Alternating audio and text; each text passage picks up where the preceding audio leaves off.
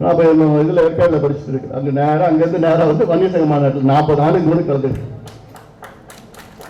அதுக்கு முன்னாடி எஸ்ஐ சொல்றது SSS சொன்னார்ல, அது வந்து அந்த SSS தொடங்கினது வந்து என்னுடைய மாமனார் கிருஷ்ணசுவாமியும் என்னுடைய தங்கச்சியுடைய மாமனார் ராஜசேகர், டாக்டர் ராஜசேகர். அப்போ அவங்க தொடங்கினாங்க. அவங்க அதில் நாங்கள் குடும்பமாக அப்பெல்லாம் கலந்துட்டு இருப்போம். ஐயா எங்களை கூட்டிட்டு போவார், கலந்துட்டு போவோம். என் ரத்தத்தில் இருக்கு இந்த சமுதாயம் முன்னேறணும். இதுக்காக தான் நானும் இருக்கிறேன். நீங்க முன்னேறணும், நீங்க படிக்கணும், வேலைக்கு போகணும், உங்க பிள்ளைங்க நல்லா சந்தோஷமா இருக்கணும். இருக்கணும். நான் முதல் கொடி கட்சி கொடி ஏற்றுறது நம்ம கார்த்திகை இருக்கிறார், சேலத்தில் நேற்று வச்சார். எப்போ 27 ஆண்டுகளுக்கு முன்பு. 27 வருஷமா நானும் வச்சுட்டு தான் இருக்கிறேன். உயிரை கொடுத்து வேலை செஞ்சு தான் இருக்கிறேன். என்ன நீங்க முன்னேறணும், சமுதாயம் முன்னேறணும். வேற எதுக்கு எனக்கு என்ன பதவி பொறுப்பு எல்லாம் நிச்சயமா எனக்கு கிடையாதுயா. ஒரு இலக்கு நம்ம வந்துட்டோம், இலக்கு அடையணும். இருக்கிற தம்பிகளுக்கு சரியா தெரியல. நானும் ஐயா எல்லா கிராமத்துக்கும் போயிருக்கிறார். ஐயா கிட்ட யாரும் கிட்ட நெருங்க முடியாது. நான் இன்னைக்கு பார்த்தா 78 சட்டமன்ற தொகுதியில் நான் அத்தனை கிராமத்திலையும் நான் கொடியேற்றிருக்கிறேன். 78 சட்டமன்ற தொகுதியில் அனைத்து கிராமங்களும் நான் கொடியேற்றிருக்கிறேன். 20 ஆண்டு, 25 ஆண்டு, 22 ஆண்டுகள். நான் வரப்போ தர்மன் வேலுச்சாமி தர்மன் இந்த மாவட்டத்தில் இல்ல கூட்டிட்டு போய் ஒவ்வொரு கிராமத்தில் தர்மபுரி 5 தொகுதியிலும் எல்லா கிராமத்திலையும் நான் கொடியேற்றின கல்வெட்டு இருக்கும். இங்க மட்டும் கிடையாது. TK ராசாக்கு ஒரு நாள் ஒரே நாள்ல 120 கோடி, அடுத்த நாள்ல 120 கோடி. ராசா ராத்திரி பவானி கோயில ஞாபகம் இருக்கு. ராத்திரி விடிய வேலை 3 மணிக்கு போறேன். எப்போ விடிய வேலை 3 மணிக்கு போறேன் பவானி தொகுதியில. அப்படியே ஊரு 1000 1500 பேர் பெண்கள் ஆண்கள் படுத்துட்டு இருக்கேன். காலையில இருந்து ஏற்றிட்டு இருக்கிறேன். நான் நேரம் இல்லை, ஏற்றிக்கிட்டே போறோம். 3 மணிக்கு போனா பட்டாசு வச்சு அப்படியே ஊர் அப்படியே உட்காருது. அந்த மாதிரி நான் என் வாழ்க்கையில நான் பார்த்தது கிடையாது. 3 மணிக்கு இப்பதான் 10 மணிக்கெல்லாம் முடிச்சிடணும். நல்ல வேலை இல்ல, விடிய விட்டு இருப்பாங்க. அப்ப எல்லாம் கணக்கெல்லாம் கிடையாது. எல்லாம் போய் உட்காந்து பண்ணிட்டு ஏத்திட்டே இருந்தோம். இவ்வளவு பண்ணிட்டு ஏன் ஐயா சொன்னாரு, நம்ம செஞ்சோம். சமுதாயத்திற்காக, உங்களுக்காக. இனியும் நம்ம செய்ய போறோம். வந்துட்டோம். ஐயா வழியில நம்ம வந்துட்டோம். எல்லாம் வந்திருக்கிறோம். ஐயாவுடைய கொள்கைகள், ஐயாவுடைய லட்சியங்களை நம்ம நிறைவேற்றுவோம். ஐயா எதுக்கு இந்த இயக்கத்தை தொடங்கினார்? அந்த கொள்கைகள், அந்த லட்சியம் நிச்சயமாக நம்ம நிறைவேற்றுவோம். மாற்று கருத்து கிடையாது. அதனால இதெல்லாம் பாருங்க. இதெல்லாம் இந்த நேரம் இந்த மாநாட்டை பத்தி பெருமையா எல்லாம் சொல்லுங்க. ஏன்னா இது நம்முடைய எதிரிகள் சூழ்ச்சியால் இந்த மாநாட்டு வெற்றியை எப்படி சீர்குலைத்து கொண்டிருக்கின்றார்கள். நமக்குள்ள ஒரு சண்டையை மூட்டிட்டு பிரச்சனை பண்ணிட்டு அப்படி எப்படின்னு பண்ணிட்டு இருக்கிறாங்க. இதெல்லாம் நீங்கள் சிந்திக்க வேண்டும். சிந்தியுங்கள். இன்னும் கொஞ்ச நாளில் சாதிவாரி கணக்கெடுப்பு தமிழ்நாட்டில் நடத்தணும். அதற்கு நம்ம போராட்டங்கள் எல்லாமே நம்மளுடைய இலக்கு நிறைய இருக்கு. நம்ம கொள்கைகள் இலக்கெல்லாம் இருக்கு. அதில் என்னென்னு நம்ம சொல்லுவோம், சொல்ல போறோம். அதே வேளையில் என் தம்பிகள், என் தங்கைகள், அண்ணன்மார்கள் எல்லாம் அடுத்த கட்டத்துக்கு நம்ம எப்படி 26ல் நம்ம எப்படி ஆட்சிக்கு வருவோம், நம்ம கூட்டணி எப்படி ஆட்சிக்கு வரும், இதெல்லாம் நாம் சிந்தித்து நாம் செயல்படும். ஏன்னா இவன் சொல்றது இவன் சொல்றது யார் சொல்றதுலாம் இது மாதிரி வந்து குழப்பங்கள் எல்லாம் அதில் நீங்க விரும்பாதீங்க. ஏன்னா நம்முடைய இயக்கம் ஒரே இயக்கம், நம்முடைய இலக்கு இருக்கிறது. இவ்வளவு காலமா நம்ம கட்சி கிட்டத்தட்ட நம்ம கட்சிக்கு 36 வயசு, 35 36 வயசு. யாரும் ஆட்சிக்கு வந்திருக்கிறாங்க. இன்னும் நம்ம வர முடியல. நம்ம வருவோம், நிச்சயமாக வருவோம்.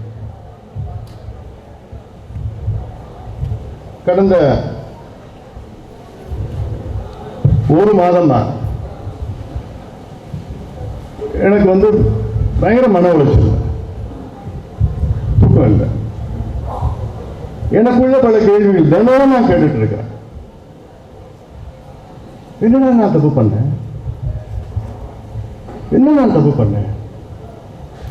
தூங்குறதுக்கு முன்னாடி இதுதான் எனக்கு மனசுல படும். தூங்கி எழுந்த உடனே எனக்கு ஒரு கேள்வி, என்ன நான் தப்பு பண்ணேன்? ஏன் நான் மாற்றப்பட்டேன்? எனக்கு தெரியல என்ன நான் தப்பு பண்ண. எனக்கு தெரியல. ஒரு மாசம் ரொம்ப மன உளைச்சல் நான் இருக்கிறேன். என்னுடைய நோக்கம், என்னுடைய லட்சியம், என்னுடைய கனவு எல்லாமே ஐயாவுடைய கனவு, ஐயாவுடைய லட்சியத்தை நிறைவேற்றுவதுதான் என்னுடைய கனவு. வேற என்ன எடுத்துக்கோ. இவ்வளவு காலமா ஐயா என்னென்ன சொன்னாரோ அதை செய்து முடித்தவன். இனியும் ஐயா என்ன சொல்கிறாரோ அதை நிச்சயமாக ஒரு மகனாக, கட்சியின் தலைவராக நிச்சயமாக அதை செய்து முடிப்பேன். அது என்னுடைய கடமை, என்னுடைய கடமை. நம்ம இலக்கு என்ன? சமுதாயம் முன்னேறினால் தமிழ்நாடு முன்னேறும். தனிப்பெரும் சமுதாயம், கேரளாவில் ஈழவர் சமுதாயம் இருக்கின்றார்கள். அவர்கள் தனிப்பெரும் சமுதாயம். அவர்களுக்கு அங்கே 14 விழுக்காடு இடஒதுக்கீடு. தமிழ்நாட்டில் வன்னியர்கள் தனிப்பெரும் சமுதாயம். எதுவும் கிடைக்கல. நேற்று கூட ஒருத்தர் வந்தார், எனக்கு பத்திரிகை வச்சு போனார். திமுகவில் ஒரு முக்கியமான நபர், அவர் மகனுக்கு கல்யாணம். அவர் சொன்னார் என்கிட்ட, ஏன் நீங்க சொல்ற வரைக்கும் மாநாட்டில் நாங்க எல்லாம் பார்த்தோம், நீங்க சொல்ற வரைக்கும் எனக்கு புரியல. இவ்வளவு பின்தங்கி இருக்கிற அந்த சமுதாயம், நீங்க எவ்வளவு உதாரணங்கள் சொன்னீங்க. காவல்துறையில இன்னைக்கு 109 பேர் உயர் அதிகாரிகள் இருக்கிறாங்க. டிஜிபி, ஏடிஜிபி, டிஐஜி, ஐஜி 109 பேர் இருக்கிறாங்க. அதுல எத்தனை வன்னியர்கள்? ஒருத்தர் தான். அப்ப என்ன அர்த்தம்? எம்பிசி 36 ஆண்டுகள் ஆகிறது. 36 ஆண்டுகள்ல ஒரே ஒரு வன்னியர் தான் உயர்ந்த காவல்துறை அதிகாரியா வந்திருக்கிறார். இதுதான் சமூக நீதியா? ஆனா அரசு என்ன சொல்லுது? வன்னியர்கள் 10%, 12%, 13% வந்துட்டாங்க, பொய் தகவல் சொல்லிட்டு இருக்கு. இது ஒண்ணு போதும்.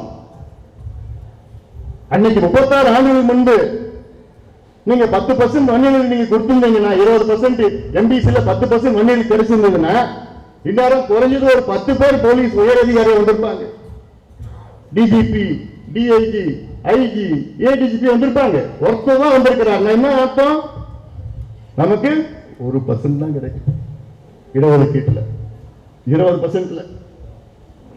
இதுக்குதான் உயிர் நீத்தாங்களா? இதுக்குதான் தியாகம் செஞ்சாங்களா? சட்டமேட்டில் தியாகம் செஞ்சாரு மயில்சாமி, இதுதான் செஞ்சாரா? சுப்பிரமணி செஞ்சாரு, சுப்பிரமணி இதுதான் செஞ்சாரா? தியாகம் செஞ்சாரா? இல்ல 21 தியாகிகள் அன்னைக்கு முதல் நாள், அந்த ஒரு வாரத்தில் 27 தியாகிகள் உயிர் நீத்தாங்க. அன்னைக்கு அந்த ஒரு வாரம் சாலை மரணம் மட்டுமல்ல, இது வரைக்கும் நூற்றுக்கணக்கானவர்கள் இந்த இயக்கத்துக்காக, கட்சிக்காக. கேட்கறது இல்லை. எங்களுக்கு நியாயம் வேண்டும், எங்களுக்கு நீதி வேண்டும், சமூக நீதி வேண்டும், எங்கள் உரிமைகள் வேண்டும். இன்னும் நாங்க சும்மா இன்னும் கை கட்டின அடிமைகளாக இருக்க மாட்டோம். நாங்க